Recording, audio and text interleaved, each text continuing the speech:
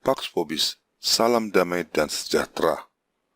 Video di channel ini tentang ekumenisme yang terakhir mendapatkan beberapa komentar yang menarik untuk dibahas. Beberapa tanggapan itu kurang lebih intinya mempertanyakan mengapa upaya persatuan ekumenis yang mengutamakan semangat kasih untuk melebur sekat-sekat perbedaan dogma dianggap salah dan berasal dari kuasa gelap. Sebenarnya ini sudah terjawab di video, tapi mungkin ada baiknya jika saya membahasnya lagi dari sudut pandang yang berbeda agar persoalannya menjadi jelas. Persoalan pokoknya adalah dalam ekumenisme bagaimanapun kita mengkompromikan kebenaran demi persatuan. Itu yang tidak bisa dibenarkan. Ajaran iman Kristen tidak menghalalkan cara untuk mencapai tujuan, seperti yang tertulis pada Roma 3 ayat 8.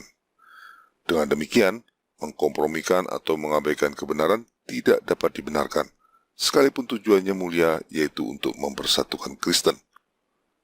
Tuhan sendiri yang menghendaki sekecil apapun kebenaran tidak boleh diabaikan ketika Dia berkata, "Sesungguhnya sebelum lenyap langit dan bumi ini, satu iota atau satu titik pun tidak akan ditiadakan dari hukum Taurat sebelum semuanya terjadi." Injil Matius bab 5 ayat 18. Ekumenisme sebagaimana yang digagas berbagai denominasi Protestan pada tahun 1910 mengandaikan perlunya dialog dalam membangun persatuan. Dalam dialog, semua pihak yang terlibat berdiri sama tinggi dan duduk sama rendah. Dengan demikian, nilai kebenaran yang mengikat persatuan didasarkan pada apa yang dapat disepakati bersama, dan kebenaran yang tidak disepakati harus diabaikan. Ini yang menjadi masalah karena kebenaran tidak lagi bersifat mutlak, tetapi relatif dan dapat berubah-ubah. Dengan semakin beragamnya anggota yang bergabung dalam gerakan ekumenisme, maka semakin banyak pula kebenaran Tuhan yang harus diabaikan demi tercapainya persatuan. Padahal perintah Tuhan dalam Injil jelas, tidak satu iota pun kebenarannya boleh diabaikan. Jadi persatuan berdasarkan ekumenisme pasti bertentangan dengan kehendak Tuhan, sekalipun ekumenisme itu terjadi di antara golongan Kristen yang sama-sama percaya Allah Tritunggal. Mengapa demikian? Karena bagaimanapun pasti ada kebenaran-kebenaran Tuhan yang tidak diakui oleh satu atau lebih golongan Kristen, sehingga harus diabaikan demi persatuan. Padahal manusia tidak punya hak untuk mengurangi ketetapan-ketetapan Tuhan dengan alasan apapun, termasuk demi alasan persatuan. Pertanyaannya, mengapa berbagai kelompok Kristen sekarang malah aktif mengupayakan persatuan dengan cara ekumenisme? Jawabannya sederhana. Mereka tertipu karena mengira ekumenisme adalah gagasan persatuan yang baik, sama seperti Adam dulu tertipu untuk memakan buah pengetahuan yang menarik hati. Gagasan persatuan ekumenis memang sangat menarik dan menggoda. Sekilas tampak sebagai solusi untuk membangun persatuan Kristen. Tapi itu berasal dari kuasa gelap dan sekarang kita sudah melihat kemana ekumenisme itu mengarahkan kita. Begitu semua golongan Kristen terjebak pada ekumenisme, maka selanjutnya roh kegelapan yang sama akan mengarahkan persatuan tersebut untuk merangkul juga golongan non-Kristen seperti yang sekarang terjadi. Yakinlah, demi membangun persatuan dengan golongan non-Kristen, kita tidak akan menyebut atau mengakui Yesus Kristus sebagai Tuhan dalam persatuan tersebut.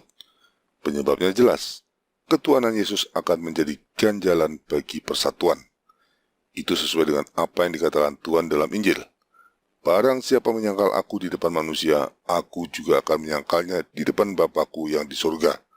Injil Matius bab 10 ayat 33. Meskipun kita tetap mengimani Yesus dalam hati, kalau kita menyangkalnya di depan orang, kita tetap bersalah.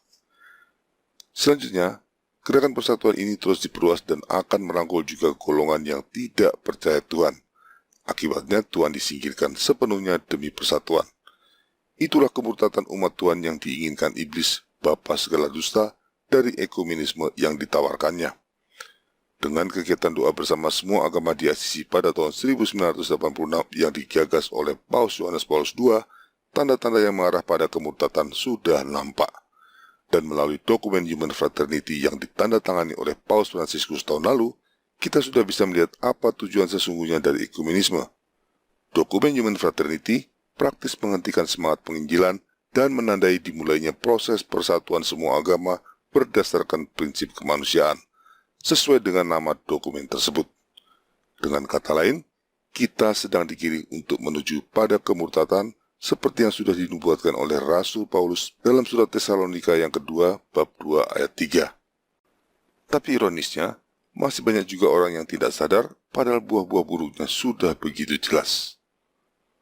Kembali pada apa yang saya sampaikan di awal tadi, ada orang-orang yang bertanya mengapa ekumenisme yang berdasarkan semangat kasih dianggap salah, seolah-olah dengan alasan kasih ekumenisme itu seharusnya benar. Itu cara pandang yang keliru. Kasih yang berasal dari Tuhan tidak mungkin melanggar hukum Tuhan atau mengabaikan kebenaran. Kalau ada kasih yang mengabaikan kebenaran, maka itu pasti kasih manusiawi yang tidak berasal dari Tuhan. Karena didasarkan pada semangat kasih yang semata-mata manusiawi itulah, maka gerakan ekumenisme pada akhirnya tersesat dan terarah pada kemurtatan yang membahayakan jiwa-jiwa setiap Kristen. Maka alasan kasih juga tidak bisa dijadikan alasan untuk mengabaikan kebenaran. Dalam Injil, Tuhan berkata, "Siapa tidak bersama aku, ia melawan aku, dan siapa tidak mengumpulkan bersama aku, ia mencerai-beraikan." Injil Matius bab 12 ayat 30. Karena Yesus Kristus adalah kebenaran, maka ekumenisme yang mengkompromikan dan mengabaikan kebenaran sama dengan menyangkal Kristus, atau dengan kata lain, tidak bersama Kristus. Karena tidak bersama Kristus sama dengan melawan Kristus, maka ekumenisme melawan Kristus. Jadi semoga jelas bagi kita bahwa persatuan Kristen berdasarkan ekumenisme harus kita tolak karena bertentangan dengan kehendak Tuhan. Satu-satunya pilihan yang tersisa adalah bersatu kembali di dalam gereja Kristus melalui metanoia. Tidak ada pilihan lain lagi. Semua konflik yang pernah terjadi dan mengakibatkan perpecahan, entah itu skisma atau reformasi, dapat kita selesaikan dengan cara khas Kristen, yaitu maafkan dan lupakan. Selanjutnya, melalui metanoia setiap kelompok mengkoreksi diri dan kembali pada posisi semula sebelum perpecahan terjadi. Dengan cara ini, persatuan Kristen tidak akan mengkompromikan dan mengabaikan satu iota pun kebenaran. Satu-satunya yang kita korbankan dalam persatuan ini adalah ego kita masing-masing. Dan itu berlaku buat semua kelompok, baik Katolik, Ortodoks maupun Protestan. Karena kebenaran tidak kita korbankan, maka dalam iman kita bisa percaya cara ini sejalan dengan kehendak Tuhan. Kalau ada yang mengatakan keberatan karena itu berarti kembali bersatu ke dalam gereja Katolik, maka perlu diingat dua hal ini. Yang pertama, gereja Katolik juga harus melakukan proses metanoia yang sama, yaitu kembali pada gereja Katolik sebelum dirusak oleh Konsili Vatikan II. Proses tersebut sama beratnya dengan gereja Ortodoks kembali pada keadaan sebelum skisma atau Protestan kembali pada keadaan sebelum reformasi. Yang kedua, Tuhan sendiri yang menghendaki semua domba-dombanya kembali menjadi satu kawanan dengan satu gembala, seperti yang tertulis pada Injil Yohanes bab 10 ayat 16. Memang benar Yesus Kristus sendirilah gembala itu. Tapi sebelum Tuhan kita naik ke surga, kepada Petruslah tongkat pengembalaan itu diberikan dengan pernyataan hingga 3 kali berturut-turut, seperti yang tercatat pada Injil Yohanes bab 21 ayat 15-17. Dengan demikian Tuhan Yesus sendirilah yang menunjuk Petrus sebagai wakilnya. Jadi tidak ada keraguan bahwa Tuhan menghendaki kita kembali bersatu di dalam gerejanya yang digembalakan oleh Petrus dan para penggantinya. Sejelek apapun keadaan gereja itu sekarang, tetaplah itu gereja Kristus yang didirikan Tuhan sendiri sejak semula dan akan tetap ada sampai akhir zaman sesuai dengan janji Tuhan sendiri. Itulah rumah kita bersama, tempat kita harus bersatu kembali. Jangan mau ditipu untuk bersatu di tempat lain melalui ekumenisme. Persatuan berdasarkan ekumenisme sudah pasti tidak akan terjadi di gereja yang didirikan oleh Tuhan kita. Sekedar meringkaskan kembali, kita perlu memahami kekeliruan mendasar dari ekumenisme adalah mengabaikan atau mengkompromikan kebenaran demi persatuan.